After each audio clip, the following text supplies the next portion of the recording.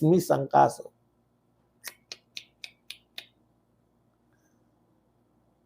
Papa-dismiss lang.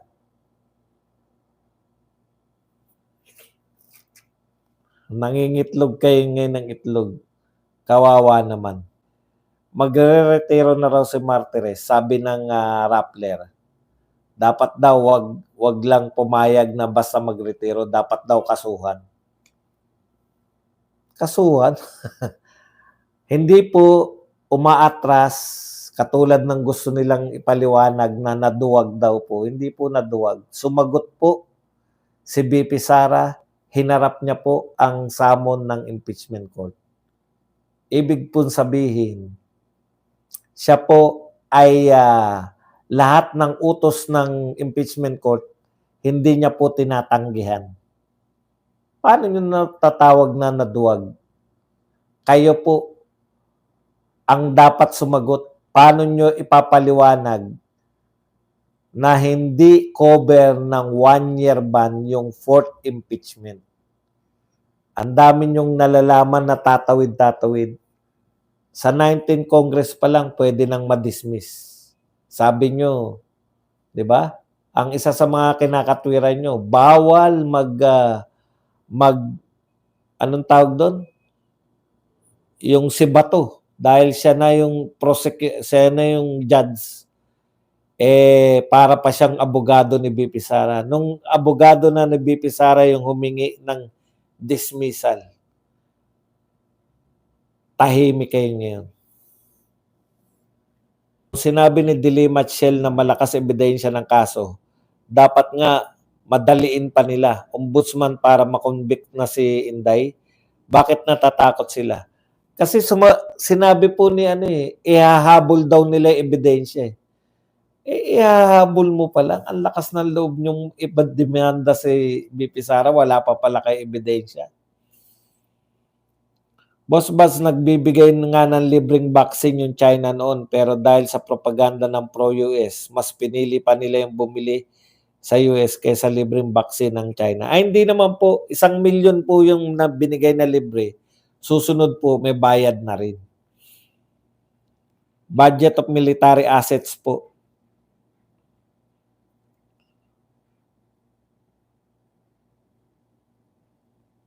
Ang latang walang laman, tupi agad. Yung Starlink po na pinamimigay ni BBM, saan po yun at para ilang katao? Para alading siguro sa kanyang zona. Habol po yan sa mga zona, di ba? Tatay Badong, magtapatan na tayo. Kakain ng alikabok sina Dilima, Jerbil, Shell, ako, kahit sino sa HR, Google Pin sila na abogado di Campanilla ni Inday. Yan pa lang nga po, mahirapan na sila. Ano sasagot nila dyan? 4th impeachment. Kevin Cruda, 100% agree lahat ng kamag-anak ko. FPRD ayuda, 1-2 nakatanggap. Halos lahat ng kabarangay namin nakatanggap. Pero ayuda ni Marcos Romualdez, Araneta sa media lang pinapuputok. Pero sa congressman bulsa pumapasok. Yan po yung tanong ko rin sa isa sa mga kabirada natin. Kung totoong ayuda yung pinagkagastusan, bakit natalo sa eleksyon? Di ba? Bakit natalo yung mga senatoriables? Alam nyo na kung ano nangyari. Sir Bats, dapat po bang makonvict muna through impeachment court bago ka kasuhan sa anumang korte? Wala naman pong pinagbabawal. Sa kaso nga ni BP Sara, sabay-sabay. May mga nakasampa siyang kaso dito po sa ombudsman, may nakasampang kaso sa mga Supreme Court, may nakasampang nadidismiss, di ba? Kadidismiss lang nung sinampang kaso sa Quezon City. Sampa lang ng sampa ng kaso. Yun po talaga Ganyan po talaga sila Tinatama ko nga yung sinabi sa birada na paghiganti raw yun. Paano paghiganti? Ano ba nagawa ng mga Duterte? Nakasamaan dyan sa mga Marcos. Sabi ni Auntie Claire, ang hindi lumingon sa pinanggalingan, hindi malalaman ang katotohanan. Pati kasabihan na twist na buds. Wala talaga respeto ang mga ibang politiko kay BP Sara. Ang mga ibang congressman, akala mo nangingibabaw sila sa pangalawang pinakamataas na posisyon ng bansa. Doon na lang tawagin kang pusit. Saan ka nakakita, Vice President, tawagin ng pusit ng isang convicted? Si Soto ang dapat sisihin nila, sir. Si Soto ang nagsabi niyan. Di naman. Plano na nila BP Sara yan. Actually, may nakapending po sa Supreme Court na pinadidismiss nila kasi nga doon sa fourth impeachment. Hindi po galing kay Soto yan. Sinabi lang ni Soto yun. Boss Bad, si Joel Chua kulang na lang lumuhod magmakaawa kay Ombudsman Martires para i-delay yung pinasa nilang reklamo against BP. Na-realize nila yung kagaguhan nila nung inaksyonan agad ni Ombudsman. Kasi po pag inaksyonan yan, batay doon sa reklamo mo, tapos umamin ka na walang ebidensya, di-dismiss nga yan. Kahit magtulong-tulungan sila laban kay BP Sara, di sila makakaisa dahil iba ang may paninindigan kaysa nagngangawa. Ngayon, eto po tanong, bakit po walang ebidensya? Kukuha pa lang sa impeachment eh. Ang balak po kasi nila, pabubuksan nila yung bank account ni BP Sara. Ala Corona. Pinabuksan yung salin, tapos naghanap dun. Nakakaya, nakamatayan na ng tao. Tapos wala palang kasalanan. Sa tunay na korte, walang kasalanan. Alam nyo kung bakit sila naghabol sa impeachment? Sa tunay po na korte, para ka magkasala, beyond reasonable doubt, walang kaduda-duda na nagnakaw si BP Sara. Sa impeachment court po, bilang lang ng senador. Kaya importante talaga, uulit-ulitin ko na, importante talaga na nanalo tayo noong nakaraan. Nakalima tayo eh. Pero ang pinakamalupit po doon, nakita po ng mga senador, kaya silang isiro sa Visayas at Mindanao. Pag kumalaban sila sa Duterte, kaya silang masiro sa Visayas at Mindanao. Katulad, si Pacquiao nga na hindi nanalo sa Mindanao, taga Mindanao na yun.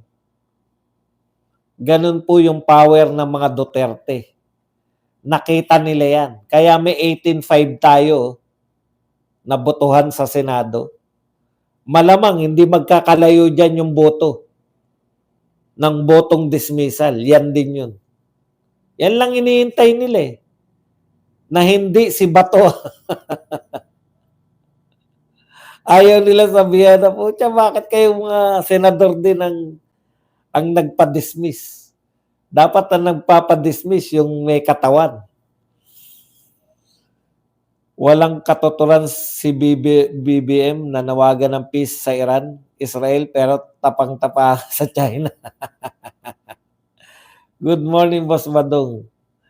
Yung binobomba tayo ng tubig, galit na, walang usapan. Ayaw na makipag-usap. Tubig lang yung binobomba. Pero yung mga nagkakandamatay dahil totoong missile, gusto niya pagbatiin. Nakita niyo po yung logic. Tayo, binobomba tayo ng tubig lang. Ayaw nating makipagbati. Ayaw nating makipag-usap eh. Pero yung binobomba ng mga missile, gusto nila ibang klase talaga eh. Malakas ang Duterte black voting, alam na alam ni Tol yan. Tol, kumusta ka na to? Tatay Badong, proud ako kay Idol, the course of the uninitiated, hindi bumoto against impeachment ni Corona. 50 million ang bigayan nung kay Corona impeachment ayon kay Jinggoy. Kita niyo? Yun po yun eh. Kasi hindi po kinakailangan ng mga ebidensya dyan. Ang kinakailangan mo lang sa impeachment court, bilang ng senador. Samantalang sa tunay na korte, katulad nitong ombudsman, pucha, hindi ka po pwede dyan na wala kang ebidensya, mag-aakusa ka, dismiss, pak.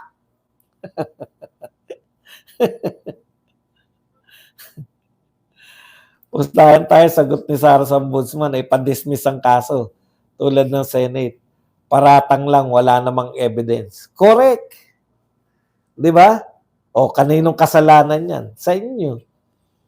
Minamadali nila, akala nila hindi actionan eh. Akala nila hindi actionan ng ombudsman. Kaya pwede nila i-project na dami ng kaso dyan. Sila nga nilagay na complainant. Si Abante kasi, sabi nga ni Martires, naguguluhan si Abante. Si Chua hindi niya naman dininay na sila nilagay na complainant eh. Kaya kita nyo, iba yung sinasabi ni Chua kaysa kay Abante.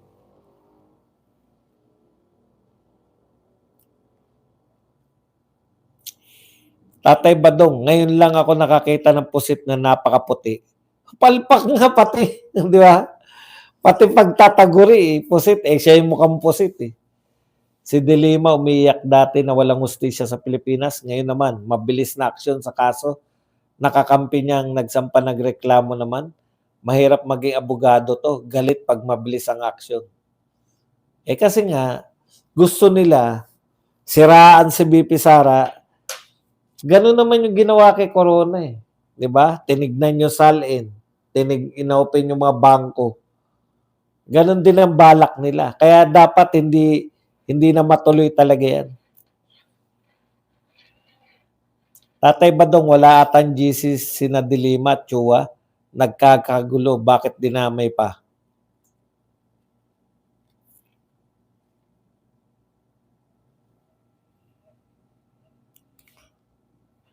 Bakit dinamay pa ombudsman? Boss Buds, yung penalty lang ni CJ Corona nung tapos ang kaso niya ay 600. Sinira yung reputasyon niya ng ganong halaga lang. Kasi nga paghiganti yun ni Pinoy. Kaya yung mga nagsabing banal yan, pinamigay kasi ni Corona yung mga lupain sa Hacienda Luisita. Siya lang po naglakas ng loob na ipamigay yun. Boss Buds, yung penalty lang ni CJ Corona nang matapos ang kaso niya ay 600.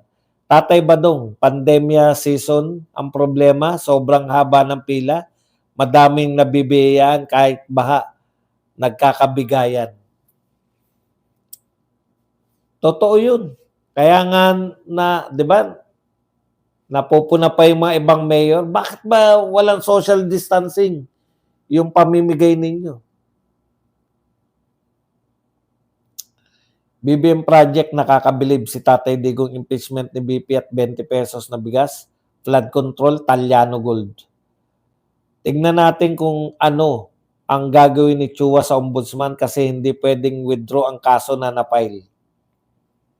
Madidismiss po yan, maniwala kayo. Anniversary death ni Pinoy ngayon. Congratulations sa mga dilawan, yung magaling yung Pangulo. Batiin nyo naman. Tatay Badong, si Pinoy mahilig sa video games, Pyongyong. Ngayon, pasukan na. To pa rin kaya ni Soto yung sweldo niya, bibigay sa kanila. Binabanggit niya pa ba? Siguro pwede yun sa Itbulaga niya papamigay. Matapang sa ngawa, pero pag pinalagan, ayon, contempt agad. Talyano Gold, OMG.